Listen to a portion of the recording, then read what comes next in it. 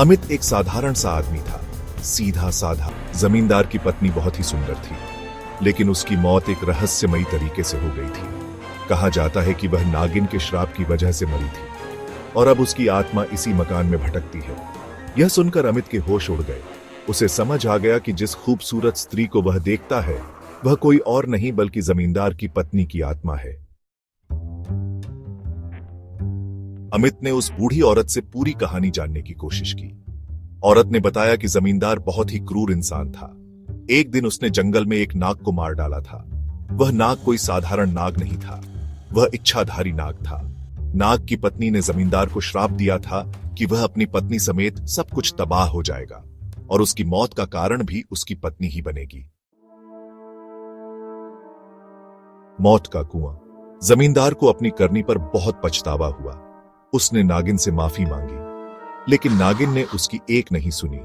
कुछ दिन बाद जमींदार की पत्नी रहस्यमयी तरीके से मर गई। जमींदार को अपनी पत्नी से बहुत प्यार था।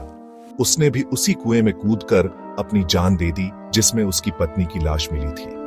तब से यह माना जाता है कि जमींदार की पत्नी की आत्मा इसी मकान में भटक रही है।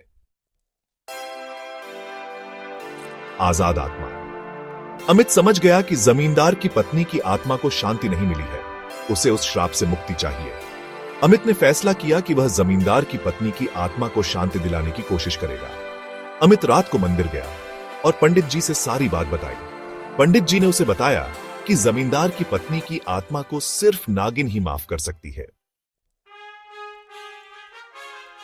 बदला पूरा हुआ। अमित जंगल में गया और नागिन को ढूंढने लगा।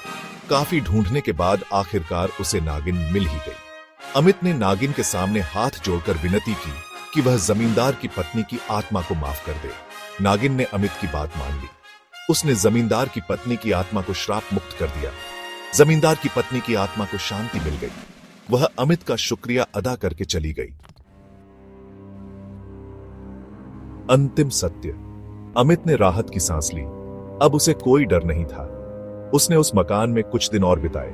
फिर एक दिन अचानक उसका ट्रांसफर उस शहर में हो गया जहां से वह आया था। अमित खुश था कि वह उस श्रापित मकान से दूर जा रहा है, लेकिन उसे क्या पता था कि यह कहानी यहीं खत्म नहीं होती। यह तो बस शुरुआत थी।